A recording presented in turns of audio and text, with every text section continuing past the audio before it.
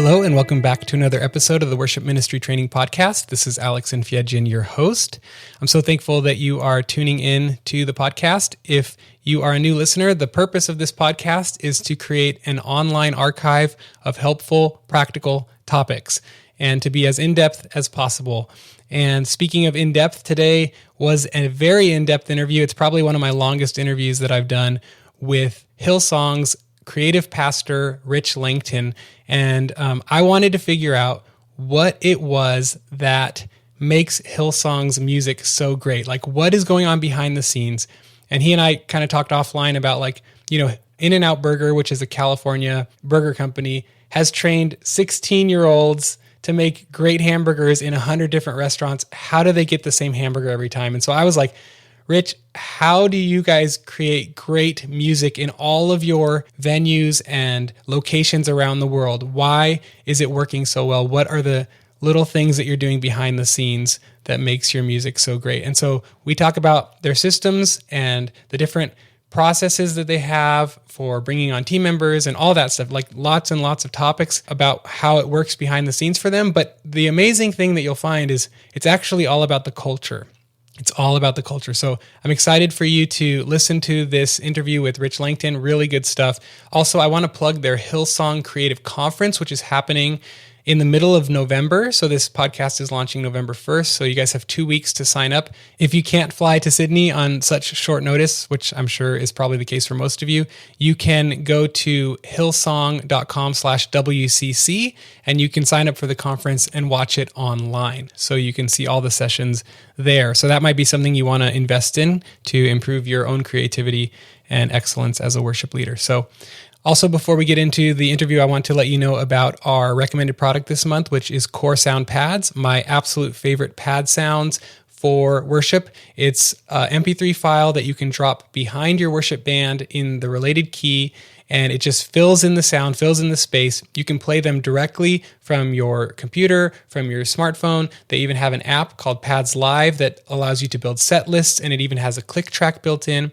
And that app is absolutely free. The pads do cost money if you want to unlock all the sounds, which there are many great sounds. If you want to do that, you go to coresoundpads.com, you find the pad bundle that you would like to purchase, and you enter WMT Podcast at checkout, and that will allow you to save 20% on your purchase. So coresoundpads.com, WMT Podcast at checkout, and enjoy the rich sound of Core Sound Pads in your worship sets. With that, let's jump right into our interview with Rich Langton, the creative pastor of Hillsong Church. Hey everybody, I am here with Rich Langton, who is the creative pastor for Hillsong Church, the global pastor of creativity. So Rich, thank you so much for being on the podcast. You're welcome. It's so great to be here. Awesome. Rich, you and your wife, Cass, are in charge of all of Hillsong's creative teams and projects for the entire globe, like including local team leaders, the albums, the artwork, the conferences, the tours, and more. And that just sounds like incredibly overwhelming to me. And while it would be fascinating to talk about how you keep such a wide network of people moving together on a global level, I think what would better serve the people listening today is more on a local level. Like, how do you guys set up your systems and your structures, the behind the scenes things at Hillsong to create such consistency, you know, regarding musical excellence? And so I just don't think it's a fluke that every single Hillsong campus around the globe has such high standards of musical excellence. And when I came to my church and I was like trying to figure out how to take the music to the next level, I was like, what is Hillsong doing that I'm not doing? Because they're doing something. Like, why are they so stinking good? And so today, I would just love to peek behind the curtains with our listeners and really try to uncover what it is that you guys are doing behind the scenes. I mean, I know it's God's blessing and stuff, but what are some of the systems and structures that you have in place that contribute to such high levels of musical excellence? So we'll get into all that nitty-gritty detail by the end of the episode, but maybe just on like a big picture level, like zoom out, zoom back, take us back in time, and maybe share some of the historical and cultural factors that have contributed to such high standards of musical excellence at Hillsong. That's a great question. Thank you. And thanks for having us on the podcast as well. I feel like all of what you've already said is really generous. I feel a little overwhelmed by what you've said too. And, you know, Cass's role being the global head, and together with, you know, my role is mostly Australia, but it's a large role, but I feel privileged to be able to do it. And all of that to say, thank you so much for being generous and speaking so highly of us. You know, Hillsong Church is an anomaly in a way. It's I'm a part of it, and I still think, man, how is this happening? To be able to be a part of something that really God has breathed on is just a privilege. And I guess if I take a step back and try to work it out, what's the silver bullet or whatnot, I would have to say the grace of God. You know, just we'll get into the details of the practical stuff, but realistically, I just have to honor God for what He's doing and what He's done through our church and in our church. I guess you can't put it past what He's done, and we couldn't claim to be so great or to have the answers or all of the secret, methods.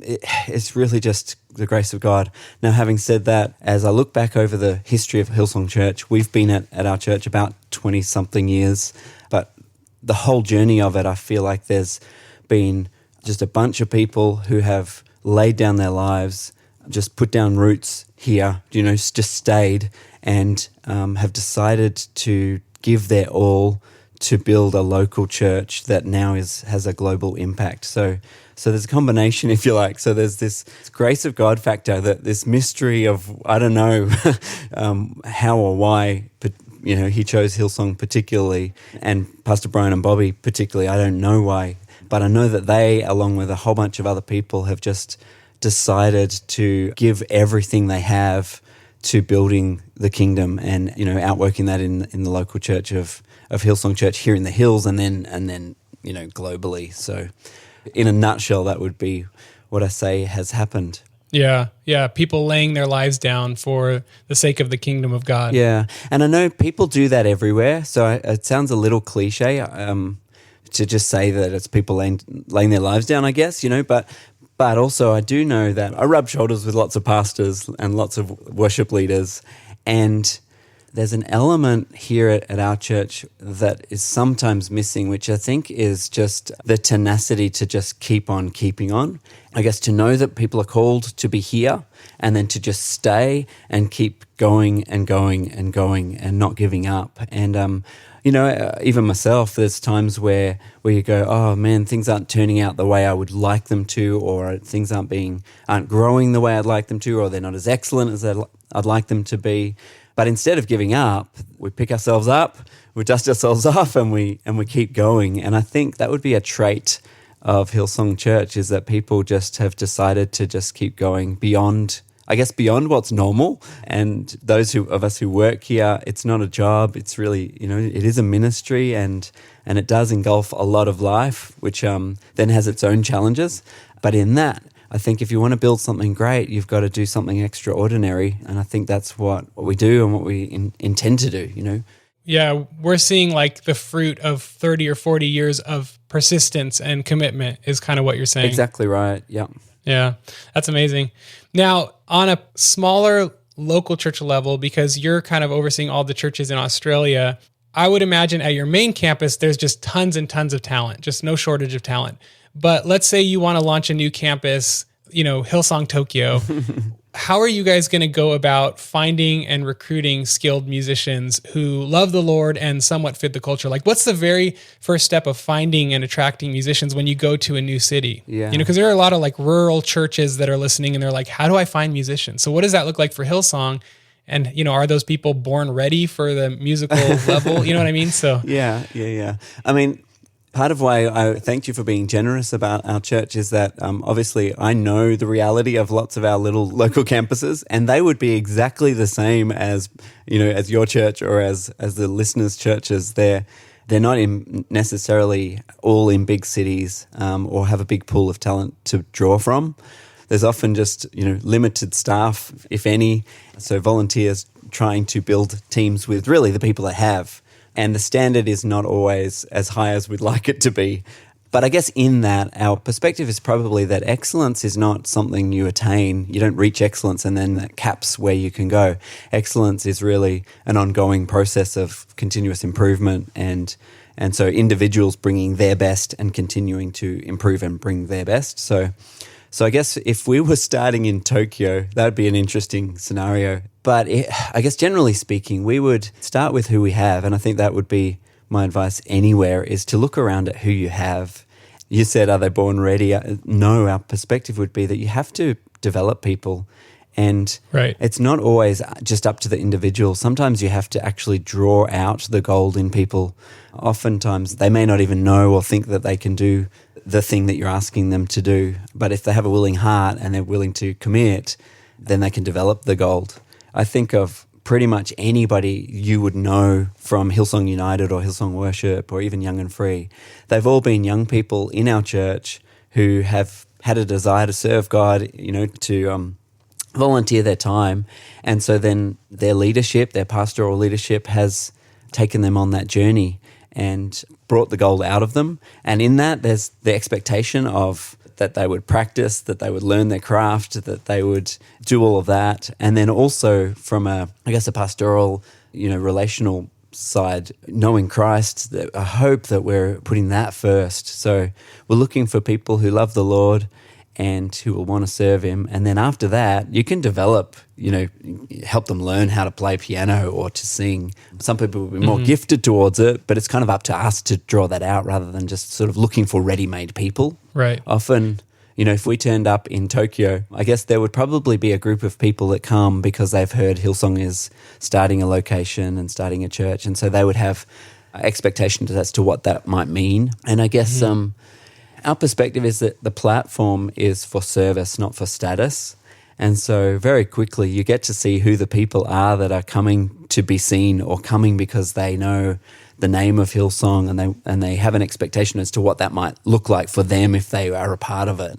And so we do our best to look to the heart of people and to allow their heart to be revealed and to develop character in people and looking for character in people so that it's not just about the best players or being excellent or anything, but it's really that combination of people who are loving the Lord, wanting to serve him, and also use their gifts and talents in order to do that. Yeah. So can you tease out a little bit of like what it looks like to develop the heart of people? So let's just say you launched Hillsong Tokyo. I'm just making this up, but and there's just like a box player, a cajon player, and an acoustic player, and maybe a keys player, and a couple good singers. Yeah. And you said, start with what you have, use what you have, develop what you have.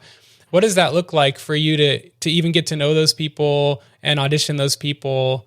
I'm not sure if you're too far removed from that. No, but I'm sure you have an idea. I do. Yeah, I guess I'm encouraging our team in these ways all the time. So the way we practically do what you're asking is we would have regular Thursday nights where we gather. We call them team nights, which I'll talk about in a second. And we also have regular pre-service gatherings, pre-service prayer meetings, and then obviously midweek conversation and catching up and connect groups, those sorts of things with our teams.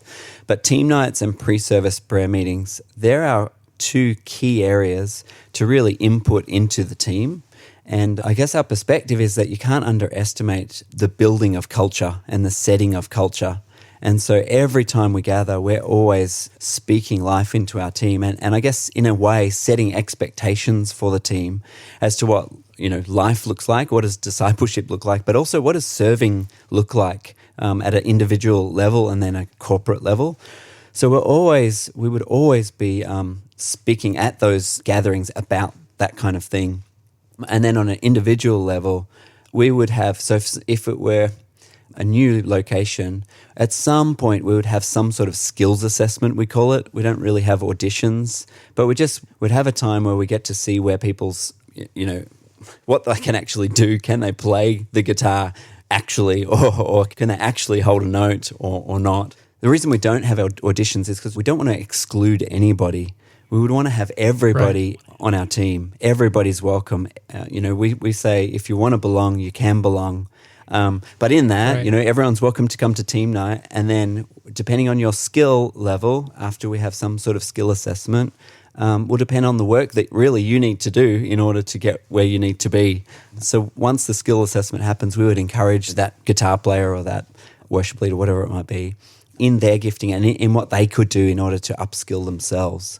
And then along with that, we try to resource them as much as we can. But it's quite often quite an individual thing. We would be wanting people to upskill themselves, get better at themselves, practice themselves, so that when we come together, those who are playing come ready so that we can serve on a Sunday or serve the church, the best we can. Yeah. So you're really like inputting culture and saying, you guys, excellence is important. Your personal craft development is important. That's all really important. But I love what you said. And it's something that I'm finding here at my church. It's like everybody should be included if they want to be included, but where they fit in that family is going to vary depending on their giftings, their passions, their abilities, and all that. Yeah. So it really makes it like, it's not like, can you jump over the wall or not jump over the wall? It's more just like, hey, we're a family and we're all growing together, and we want you to join us and we want to help develop you and pour into you. Yeah, and therein lies the difficulty, because often if you think of yourself, or I think of myself, I've often overestimated my own ability or where I'm actually at.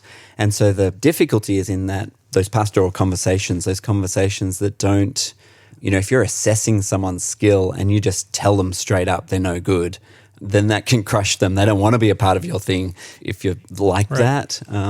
But even the most loving and kind way of communicating something like that can be taken the wrong way. So I think the bigger picture cultural conversations and cultural thinking about who we are, you can be a part of all of this. And so it doesn't just depend on that one conversation you have about someone's skill. It's a bigger thing that they want to be a part of. And hopefully we all can buy into that and then play our part as needed. Like you said, stepping back from that, the cultural thing is to make sure that you have a culture where they know that equally a vocalist on the platform and a person out the back doing the lyric, they're both equally valued and equally important.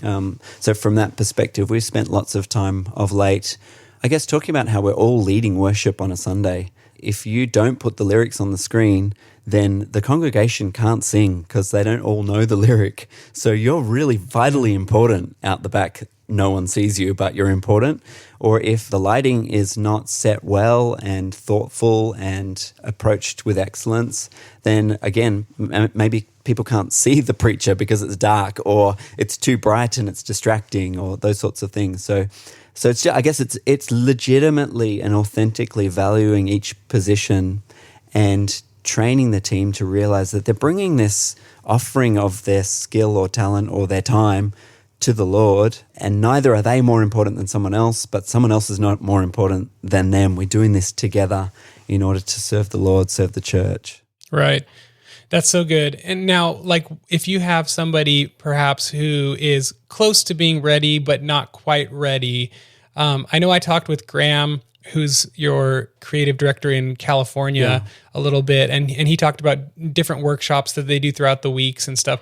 But let's say at your actual main campus, if there's someone who's, close to being ready but not quite ready, would you throw them, like, do you guys have stepping stones for them? Like, okay, first you serve in the youth band and then you serve in this, or like, we're going to pull you into the main sanctuary and we're just going to turn your microphone off and you just can, or how does that development work for people who aren't quite ready, but you see potential? Yes. I think that it probably happens, like you said, at different locations slightly differently. And even for individuals, it might be different. So there wouldn't necessarily be a sort of like a stepping stone, like you say, of, you do this first and then this and this. I think over the years we've had those sorts of things. But even in that, it depends on what part you're playing too. So if you're in the TV area, you would do on-the-job kind of training. So you'd come to team night on a Thursday night, and we have part A and part B. Part A would be more the cultural sort of side of things where we talk to the entire group, and then part B would be the breakdown sessions where rehearsals are going on, and also we call them locker rooms, but they're like training sessions. So if you were brand new to TV and you wanted to learn how to operate a camera, you'd probably come and do either one or a number of theoretical training sessions. And then after that, you'd jump on a camera and you would sort of ghost someone, I guess we might call it. You'd watch someone do it, but it's more on the job. So it's on a Sunday, you'd stand beside someone doing the camera, and then eventually you'd be in the main auditorium doing that role. If it were worship leading, though, you might come through youth, you might do those sorts of things. You might be a backing vocal, a BV first, but then I guess the way we would do it is that we would tend to have you as a co-leader, because we have 2 worship leaders on, a main leader and a co-leader. You'd probably be a co-leader first, and probably not in the main auditorium first. We have a number of services at this campus, so you'd probably be in a smaller setting. You'd co-lead, and then you would lead, and then you'd probably co-lead in the main auditorium and then lead. The other thing we do is that we utilize the songs at the end of a service for those up-and-coming worship leaders or singers or even musicians. So you might see at our main location the closing song. So after the benediction has been prayed, we would have one more song, which is something that you'd see people swapping instruments and jumping in and out. And that would be a song that's sort of less pressure, and we can utilize that song for those newer worship leaders, get them used to being on the platform and carrying the weight of leading this congregation. So we're trying different things all the time, but that would be some of the things we do. Yeah, I'm learning that ministry is much more organic and a little bit messy.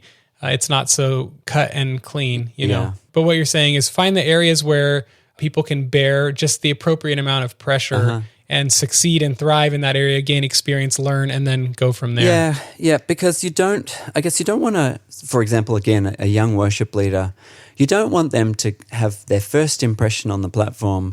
You know, they'd be all excited. You don't want that to be sort of a fail for them.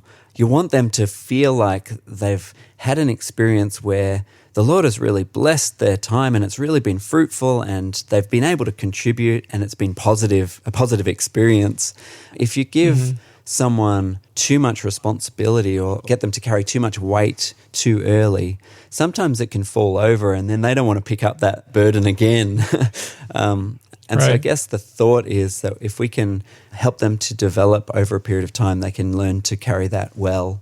I guess the other thing as well is particularly on the platform, if you're putting people in front of the congregation, it does take time for the congregation to trust that person that you're putting in front of them, particularly if they know the person sort of off the platform and they're perhaps a younger person.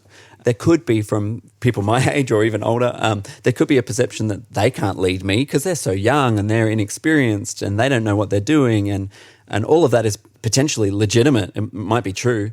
And so in that, I guess you want to develop the congregation's confidence and trust in the person that you're giving authority to lead them. And you have to build that authority in the person as well. And so it's in humility. So it's, I guess, so it doesn't become a performance. Also, so it doesn't become misplaced authority. If you're a younger person with a lot of authority, then maybe, you know, from a maturity side, you might need some time in order to develop some maturity so that you can carry that authority well, which is also a consideration. That's awesome. So at my church, when a new team member comes into the team, with you guys, it's very organic, and with us, it's starting to become more organic. But like, I still have a series of onboarding steps that I need to take a new team member through. And so like, I have like a little Asana list, and I work through the list and make sure they have their earbuds and they have, the welcome documents and stuff. For Hillsong to kind of instill those values and that culture and just even on a practical level, the certain things that a new team member needs to know. I'm sure it varies, location to location, but let's just say at your main location, what does the onboarding process look like? And what would I be told? Like if I became a worship team member at your church playing drums or whatever, what would you tell me, or what would whoever was in charge tell me as I came on board? Yeah, that's a good question. I need to find out what they would tell you. But I think that realistically, if, broadly speaking, all of our people that might bump into someone in church who happens to play drums and says, I want to be part of the team. I hope that they would tell you that that's awesome and we want to have them. So I hope they tell them that. And then I hope they tell them to come to team night. At team night, I hope you're told to visit like our new people's kind of area and kind of sign up and do the official stuff, fill out the paperwork and the sorts of things that we need to do for a new person as far as finding out who they are and gaining the ability to contact them and et cetera, all the stuff. From there, they would be encouraged to attend a welcome to team night locker room, which is really just like an introductory class to give them a bit of culture as a snapshot of who we are and what the expectations might be. because I think it's probably the same in most churches. When you join the worship team, you're going to be serving probably quite a lot, and you probably have to do quite a lot of work outside of the time on a weekend or on a Sunday that you're serving. You have to prepare yourself, learning lyrics or learning charts, new songs, etc. So in that Welcome to Team Night locker room, we would sort of broadly lay out the expectations. From there, they would be allocated to a particular area of service where, like I said before, they might do a skill assessment, or we might get into the nitty-gritty of who they are and what they actually can contribute to a particular area. Alongside all of that as well, we have like an online course that people are signed up to when they join, and that's more or less like a team Hillsong Creative 101, which is they can do in their own time, and it happens over a period of time where they get content. In a sense, it catches them up on where we've come from. It's the past content, the key elements of who we are, and therefore who we'd love them to be, and what attributes that we'd love them to develop in their character and in their thinking.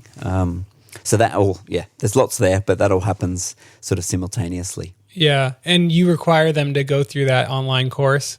Yeah, we do. We're not very rulesy. So if someone doesn't do it, we're not going to not allow them on the team.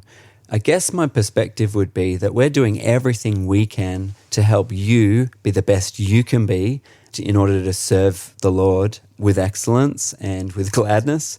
And so I guess if someone didn't do it, it would become apparent when people sort of step outside the culture. It's sort of like a fish out of water. You're like you realize, you can see it in people. So my question of that person would be, you didn't do it. Like, why? Like, why wouldn't you want to? Why wouldn't you want to get everything you can to be the best that you can be so that you can serve the best you can? Because I guess in our language and in our thinking, my perspective is they're not serving me. A team member doesn't come to be on Rich's team or to serve me in any way. We're all together, a team, a group of people, like you said, a family, doing our best to serve the Lord. And so I guess it would be much more that tone of, like, have you seen this video about crossing Jordan that Cass spoke at Team Night? You really need to see it because it spoke to the heart of who we are.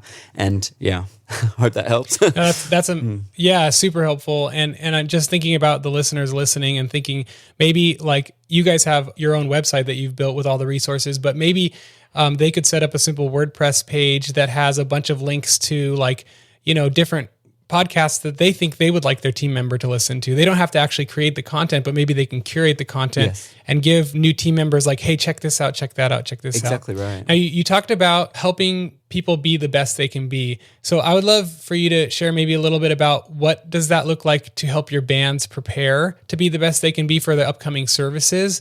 Like, do you use Planning Center? And if so, like how far out are you sending them the songs?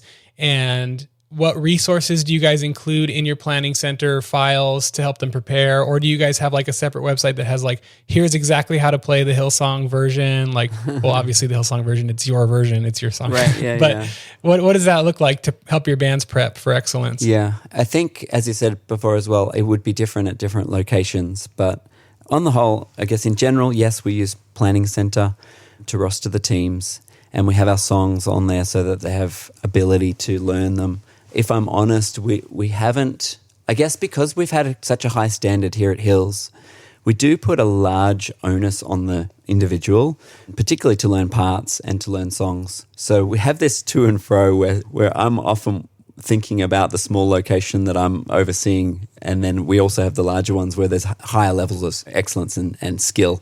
But for the smaller ones, I would love charts and lyrics and all of that to be sent out and to be very planned and ordered and to resource them a lot. But we have such a diverse church, so there's people that need the charts and then there's people that don't. And if we give it to them, we're almost asking them to be lazy because they're not doing what they need to do to actually learn the song.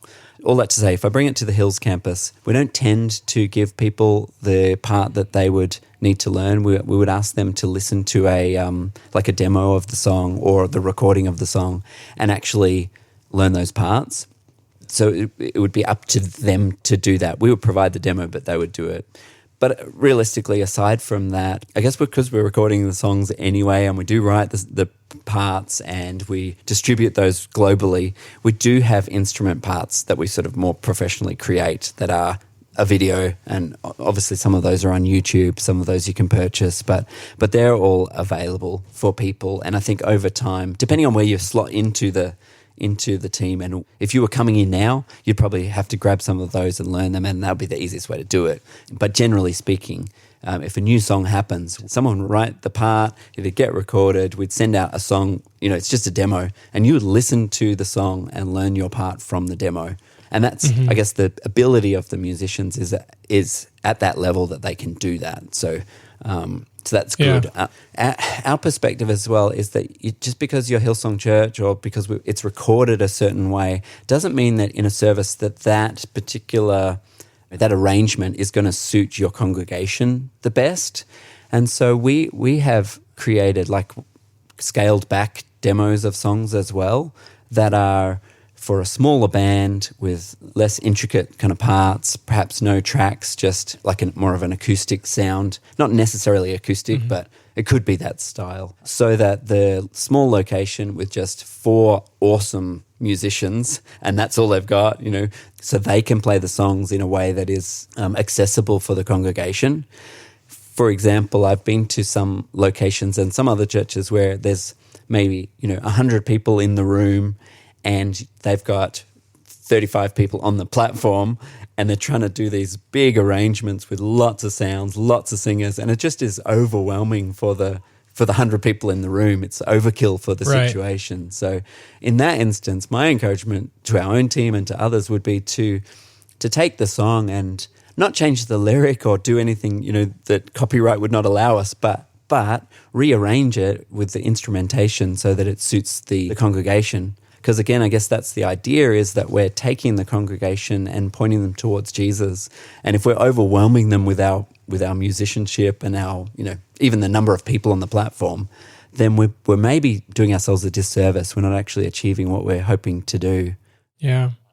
And that goes back to what you said about the stages to serve, right? And so, because I see a lot of small churches and they put a bunch of tracks in the mix and they're like, it's this huge sound, and just a cajon and an acoustic guitar would probably be much more appropriate and accessible for the church. And so I love that even Hillsong is considering that and doing those things as well. Yeah. And I think in that, as leaders of teams, we have to be really mindful of our role to upskill the worship leader. So if you do scale it back, and in a sense the person who's leading now just doesn't have any confidence because they're trying to play and sing at the same time, and we've sort of stripped them of their safety net, that can be a problem too. And I guess in that, our role is to build up their confidence, to make sure that they're ready for that, to get their skill ready, to work on a whole bunch of things that perhaps we don't think about. It can be much more about confidence, or about maybe the other way, maybe someone's really confident, but they need a bit of humility.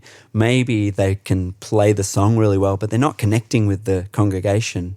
So there's a bunch of elements that aren't necessarily musical that as pastors and leaders we need to be mindful of and be taking people on the journey of that side of things as well. And of course, obviously culture, like we talked about before. Mm-hmm. Yeah, that's really helpful. And when you talked about the playing the parts exactly, at least at the Hills campus, it's going to be exactly. Now at my church, I let each musician kind of slightly tweak the parts to fit their style or, embellish it a little bit. But even if I was to force them to play it exactly as the album, the way that this drummer hits the drums and the way that this drummer hits the drums and the way that they kind of swing their beat a little bit might differ. So is it homogenous for you guys every single week? It sounds the same regardless of who's playing at Hills campus, or does it change based on the players, or have you really dialed it in to where it's always exactly the same? Yeah, I think there's a little bit of both. I guess our perspective would be that we're trying to do something together. What we're there to do is to serve, and so all of our musicians would, I guess, try to emulate the sound that we're all going for. But in that, players do play slightly differently. If the sound were a distraction, or if it were thought to be not good and not helpful, then we would probably have a conversation about that. So like you say, if someone is slightly off the beat when they're drumming, or they're bringing their style and it's changing the nature of the song, then we'd probably ask them to adjust that to fit with what's been recorded or what's known to be the style of that song, as opposed to just allowing people to do their own thing and change what's happening. Now, having said that, I guess what I'm trying to say is, for a local church, you need to develop your own sound and have a culture of what that is. And if it's to emulate the Hillsong sound and do that exactly well with the parts as we play them, I guess more power to you. I would just say that maybe it's better to find out what it is that God's put on your local church, the sound that He's got for you due to the people that He's given you, and develop that and really work that and encourage that. And then if it becomes apparent that that's a certain sort of thing, and that there's key players who are the main people to speak into that and to develop that, then I would utilize them as examples to the others, and I would get people to emulate those key players and key leaders. I use Nigel as a weird example, but he's been one that has really set a standard for us and has been so faithful for us over the years. And a lot of times he's the main player on an album and he's played the parts. And so we would get the younger guys to emulate him and his playing, and hopefully push him forward as well, so that he's getting better. The younger players see him, they're emulating him, and hopefully that goes beyond playing to character and the part he plays in the team. And so by creating a kind of a sound, you're creating something to emulate, and in that it helps you to develop new players, helps bring through young people, and it all works together. We work real relationally too. So all of the drummers, they gather and they compare kits and they compare sticks they use and they compare style and tone, and they push each other forward and they show each other how to do things. They jam together. It's quite relational in that. And again, I guess so someone was kind of doing their own thing, not to say they can't be skilled in other areas, but if someone's doing their own thing for the sake of doing their own thing, it would become apparent. And I think just probably it's our Aussie nature. We'd probably bring them down to size just by teasing them or, just pointing it out that they're doing their own thing. And it does two things. It helps them sort of fall into line, but it also is an easy relational way of doing it. Yeah, that's so good. So I've always been curious about your singers as well, because we've talked about how you prep your musicians, but you guys have, up to 10 singers on a stage. Do they know in advance what part of the song they're singing? Is there anything in the planning center plan that says, so-and-so sings the tenor, so-and-so sings the soprano, and they can prep and don't sing verse 2 and come in on the bridge? Or do you guys just work that all out the day of? So no, we don't tell them prior to the day, but we have a vocal oversight for each service. And so they would then work with the different vocalists to then sing the different parts that they need to sing. We do create parts, and so they would know the parts. They would learn the parts prior to the day. But it's not specifically for that service, but it's more in general. You need to know the parts for pretty much the songs that are in focus at the moment. So they would come and then sing the parts that they're asked to sing on that particular day. And they just pick the part based on their vocal range, like I'm a tenor or I'm a soprano or I'm an alto, so I will learn that part and I'll show up prepared. And whatever the vocal director tells me to do on the day of, I'll do. Is that how it works? More or less, yeah. And I guess with the vocalists there, we focus a lot on blending and on making sure that we're not having one particular vocalist just kind of stand out amongst the number of, the 10 vocalists on the platform or in the sound.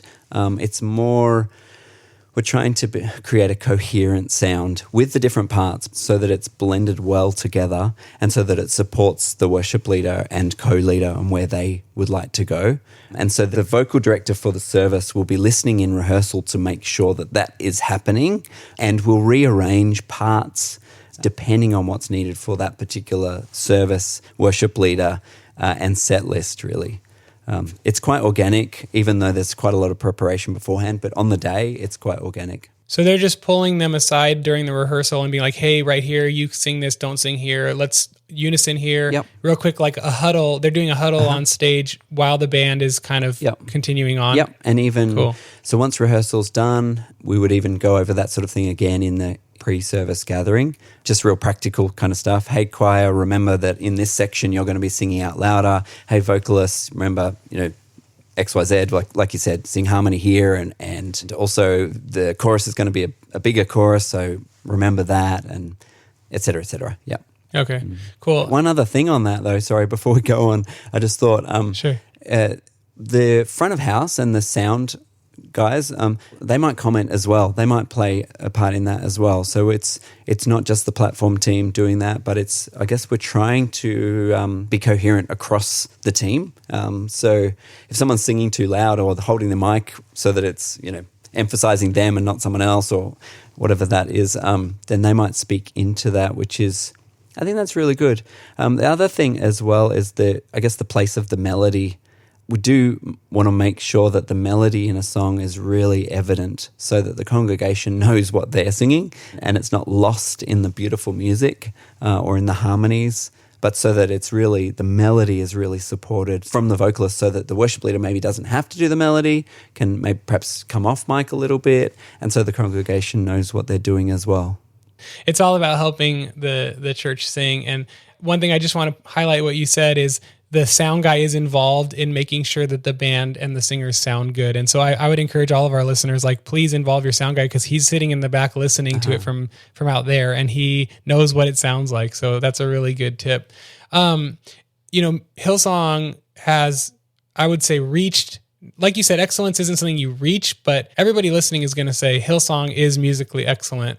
So where do you go from here, Rich? You're the creative pastor. How do you push your guys' excellence level up from here? What does that look like practically for you to lead your team further than they already are? Yeah, it's a great question. I guess we have lots of people who are pushing forward themselves already. And so fortunately, we work hard and I'll speak to what I do practically and what Cass, my wife, does as well. But I love it that we have a team who are part of our local church and they want it to be the best they can be. And they know that excellence is something that is constantly needing to be worked on.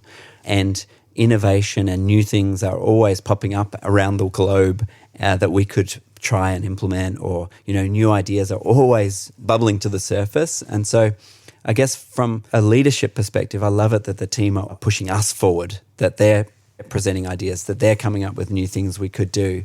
And so I guess I love it that we can continue to encourage that kind of thinking, that my role is to equip the saints for the work of the ministry. It's not to do all of the ministry. It's not to lead all the worship or to get it all done or even to come up with all of the ideas. But my role is to equip them. So if I can push them to be like, guys, how could we do something innovative for Father's Day this year? Or for even just for this Sunday, how could we be surprising? What element could we bring that might surprise the congregation so that it gets us out of our rut of doing church every weekend and it points us to Jesus in a new way? So my perspective is we encourage our team to be thinking like that and to be wanting to develop excellence in an ongoing fashion. And I think that outworks itself in innovation and in ideas and new things. And then I guess as well for us, and for anyone listening, I would encourage as leaders to be continually before the Lord and asking Him to open our eyes to new things and new vision, to be honestly, spending time before Him, seeking His face and asking Him to show us a new element of Himself so that we can then lead our teams in that and then also lead the congregation in that. In that, I guess to summarize it would be we try to have vision and keep ourselves fresh and looking forward. Pastor Brian, as you might know, our senior pastor, he's always saying the best is yet to come. And his book is There Is More. His emphasis is on the future and all God has for us. And so we would want to step into that and I guess emulate that and take that kind of thinking and that vision as our vision and then lead that into our team. So from that perspective, we don't find it hard to be coming up with new things or trying to be coming up with other ways to be excellent because I guess 2 reasons. One, because we're not as good as you might think we are, and we've got areas we're always trying to improve. And 2, because we've got vision for the future. We can see, for example, in Sydney, the Lord would want to win Sydney. And so he wants us to be a part of that. And so we're always looking for ways that we can be a part of that. And that outworks itself in, writing new songs and coming up with new dramas and new poetry and new lighting and new staging and new dance, and the list goes on. Yeah, that's amazing.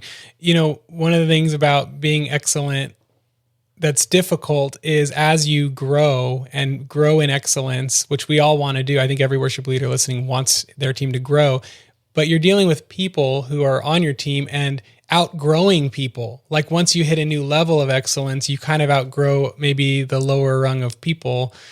How do you guys handle that where you have new members coming in who are more skilled than the lower rung members? I don't know another way to say it. Sure, yeah. How would you shepherd your current team members to see that and to kind of transition into a different role? Yeah, it's a really great question.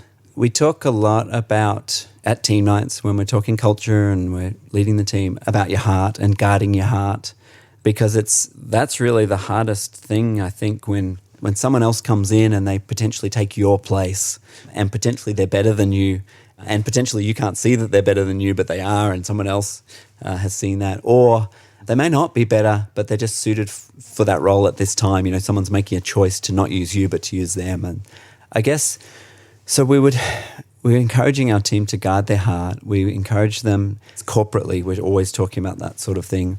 Corporately, we're always talking about the place of creating that's not on a platform, the place of offering your craft to the Lord in the privacy of your own home or your own bedroom.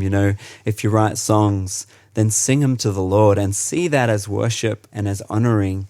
It's not only worship, or it's not only valuable when you bring it on a Sunday. And so while having an opportunity to serve on a Sunday, singing or leading worship or whatnot, while that's awesome and that's amazing, worship and I guess our value goes beyond the platform. It goes to the heart of who you are, and we need to keep our hearts right. And we also just need to know that sometimes, like the alabaster jar with the perfume poured over Jesus' feet, that was seen to be a waste, but it was actually worship. And I think it's the same. Sometimes when you write a song or when you sing, but you don't get to do it in front of people, you think it's not valuable or that you're not valuable. But in actual fact, that can be a sweet aroma to the Lord, sung in the, as I say, in your bedroom, just you and him. And so I guess that would be our thinking about that. Now, practically speaking, if someone is not going to be rostered to sing anymore because there's a new person coming through or whatnot, then we're not perfect in this, but I would hope that we would sit down with the person and have a conversation around that and actually help them to understand the why of that. And oftentimes there's very specific reasons for that change. And it may be very practical and very easy to understand sort of practically, maybe then hard to receive from the heart perspective or the missing out on the opportunity. And so we'd have a conversation about the practicals, the why of it, and then we would follow up, hopefully, I say, around the heart issues. To be honest, because we are fast-paced as a church and we do have quite a strong culture, there are lots of changes happening all the time. New people come in and people go and plant churches, and there's people coming and going a lot. So I would hope that people would be guarding their heart the whole time and be really wrestling with those issues prior to when that happens. But it doesn't always happen. We're not always perfect, and sometimes we have fallout from that. And we just have to pick up the pieces and pastorally care for people in that season. And if we've been in the wrong, we haven't done it well, then I have to wear that, or our leadership team have to wear that and own those mistakes rather than just always pushing it onto the individual. Because obviously, if you've been, for example, worship leading for a long time and then now you're not getting to do that, then that is hard, and we need to acknowledge that that's hard. And I think we need to help people have pathways forward and pathways into other areas of service so that we can genuinely say that that every area is actually valuable. If we just value some places more than others in practice, but our lip service is that everyone's valued, then we've got a problem. So I think we need to, if someone's not worship leading anymore, then we need to help them move into another area of service, and then we need to honor that and esteem that and bless that and celebrate that, rather than sort of in our pace pushing them aside and just getting the job done, because it's not actually about that. Yeah, it sounds like a lot of teaching that you have to do as the pastor. You're teaching constantly and you're driving values and culture so that All the time. everybody's prepared for that stuff before it even gets there. Yeah, you know, exactly right. You know, like when I met with Graham, who we talked about a couple times already, he said that they're always prepared, that it's a generational thing, always hand it down, always pass it off, always be ready to pour into the next generation, raise them up and get out of the way. And so that value's there, then it's not like a scary thing. It's just, it's almost an expected thing. That's right. So, Yeah. And I think, again, for us leaders, we have to be always looking to how we can, particularly older people, how we can continue to use them and value them. Our platform at Hillsong Church is quite young, and it continues to be, next generational thinking. But in that, the danger is that we can perhaps tend to not value older people. My heart and dream is that the older people, as they, for example, if they're not leading on the platform anymore, that they could transition into mentoring positions and really discipling positions, and they could help people to go the distance and do it well. And we have a number of people who've transitioned in our world who like that. When I see that happening, it's just the best thing ever, because you see the older generation who've got the wisdom pouring into the younger ones, and legitimately the family of God, the generations are working well. So when it works great. It's just lots of work getting there. I hope our listeners are picking up on that. This is like culture eats strategy and systems for breakfast. Like, this is all culture. It's very little. I mean, not that there's no strategy, but the culture is the thing that's really making the difference for you guys. So I believe it is. Yeah, we do have systems, and I love systems too. But really, the culture, building a strong culture and maintaining the culture is I think where the real heart and the real work of it is. Yeah. I'd love to ask one more nitty-gritty question, and then I would also love to talk with you about the new album, This Is More, the book maybe, and maybe, I know you guys have the Hillsong Creative Conference coming up too, but one last nitty-gritty question, just kind of on a practical level, meetings. Do you guys have any sort of midweek meetings with your production teams and your worship leaders to get everybody on the same page and make sure each service is compelling and well-crafted? What is your meeting schedule look like to get to musical excellence? Yeah, we do. So we have a midweek meeting with I guess it's all cascading leadership because we have so many locations. And so we have a top level Australia meeting each week, which includes TV and production and someone so Jad Gillies oversees the platform, so he comes for that. And all the areas are represented in that meeting. And we look at where we're going, bigger picture, and also specifically for that weekend. And from that meeting, each area has their own sub-meetings. They're not long and they're not arduous, but just to make sure we're all on the same page and that we're heading in the right direction. And in theory, at least, it all is leading to team night on a Thursday night, where we are really looking very specifically at that coming Sunday and rehearsing and working through details of set lists and the like. Most of those meetings that I'm referring to, they would tend to be staff members. The Thursday night was when it translates to our volunteers. And then from Thursday, obviously, to Sunday, it's mostly volunteer driven. So every Thursday you're having a team night with all your volunteers, and there's no rehearsal during that team night. It's just culture and training, correct? Nope. So we have the two parts. The first part is culture, second part is training, but during that second part, we would also be rehearsing. For the Sunday. Yeah. So what that does is it means that those who are rostered on that Sunday, they are obviously rehearsing, but the rest of the team, they're upskilling, they're learning new things, they are watching. Hopefully, watching. Amazing. Cool. So I wanted to, speaking of excellence for this whole podcast, just talk about your excellent new album, because I think it's my favorite one by far. I think lyrically is next level and just beautiful, and just wanted to talk with you a little bit about that. I know it's been out for a little bit of time now, but just share with us kind of like what God's doing through that album and just what you're excited about in that album? Yeah, it's a good question. I'm the same. I really love the album. We would tend to say, and this is the best one yet, but it sort of feels like everyone is the best one yet. But realistically, I think the songs on this album, for whatever reason, they came together at this time and coherently worked together to speak to the theme of There Is More that's been on Pastor Brian's heart for this year. It's our theme for the church, and obviously that's the theme of his book. There's a tour going on as we speak in the US around that. And so I guess that theme, There Is More, has come out in the songs. Songs like New Wine, speaking to the new wine that's available or, that's in God. Our team works so hard. They're writing all of the time, and they're dedicated to honing their craft, to getting better. And it really does exemplify all of what we've talked about as far as excellence and as far as my heart for them. Yeah, so I don't know. I can't speak more highly of the album and of the songs. I love it because they're church songs. They're songs that congregations can sing. I love it because they're songs that we as a congregation have sung and have brought like blessing to the congregation and to individuals.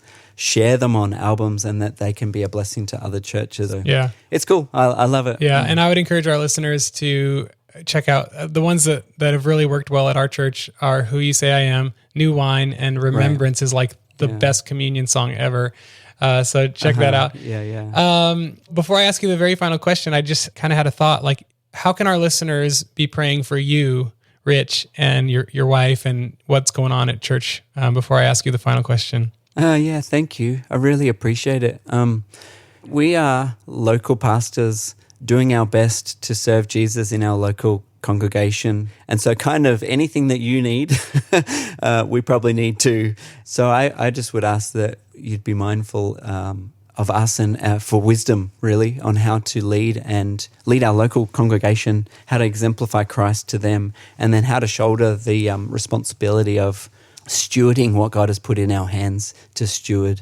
We want to do a good job. We know that those who've gone before us, they've built something that we now carry. And so when a new album comes out, like you say, like I just am praying that we are able to get it as far and as wide as possible in order to help as many churches as possible. And with that comes a weight and a responsibility. So wisdom and ability to carry the load and carry it lightly, realizing it's not ours, but really Christ's. Yeah, I'd appreciate that. That'd be awesome. And then you mentioned the worship conference, our creative conference, which is coming up to help churches do church with excellence and build teams and, real nitty-gritty practical things. But because it's new, that's for us to build. And so I'm really prayerful that we would honor God in what we create, that we would create something that's actually useful. No one needs another conference. We need conferences where we meet with Jesus and we get inspired and equipped to grow the church, to build the kingdom. So prayer around the worship conference would be amazing. Okay. Because I'm going to have to release this episode November 1st then, because I want them to pray for you. I want them to pray for you. Thanks. So we're going to make that happen. I'm going to edit this thing down right now and then we'll make it happen. Please guys, pray for Rich and the load he's carrying, and then pray for the conference. And if there's still time, go to the conference. I think it's every November, right? So if they miss this coming one, there's a next November that they could come to. So exactly. Yeah. And because we realize that not everyone can come to Australia, we are putting it online. We're having an online experience, which is, I know other people do that, but we're trying to really do it in a unique way that sets it apart and makes it really user-friendly and useful for the person that can't travel to Australia. So if you go, there's no way I can fly to Australia, you may be able to visit us online. I think the website is just hillsong.com/WCC if they want to check it out or be a part of that. I'd love to, connect online even. Yeah, awesome. Yeah, and Rich hosts the Hillsong Creative Podcast, which is one of my favorite podcasts. It's in my top 10 list on our website. Rich, you're like my favorite interviewer, and you're just like so patient, and you're like just so thoughtful, and then you draw out like the gold. So everybody should check out the Hillsong Creative Podcast, which probably has more listeners than I do anyway, so whatever. But if you're my listener and you're not theirs, you should definitely go check that out. Any last words about musical excellence, or anything maybe you think that we didn't cover, just final thoughts for our listeners about musical excellence in the church? Thank you. I think the only thing I would encourage us with is that we're Christians first, and then creatives or worshipers or, worship leaders second or after that. And so I would encourage us. I know it's very obvious, and I'm not trying to be patronizing at all to remind us of the obvious, but I think the hardest thing is to be developing a strong and growing relationship with Christ. And yet that's the very thing that makes or breaks us.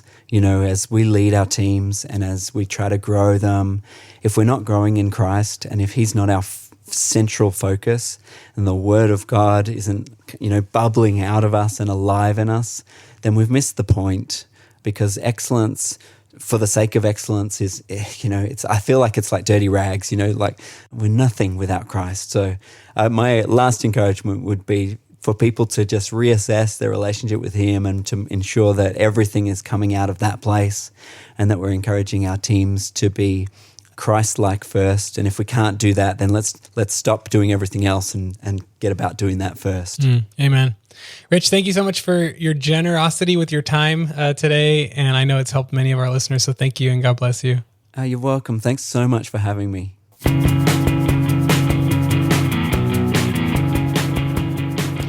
All right, well, that's it for our episode this week. I just want to say a special thanks to Rich and JP, who was behind the scenes doing the audio on that end of the world.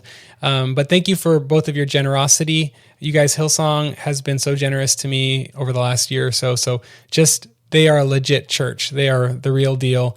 And thanks to both of you guys for your generosity and your time and your wisdom that you've shared with us. So guys, check out their new album, This Is More, and also check out the Creative Conference. Go to hillsong.com/WCC, and I have links in the show notes for all those things. And also be sure to check out Core Sound Pads, which is our sponsor this month, at coresoundpads.com. That's all we have time for today. I will see you next month for another helpful episode. Thanks for listening.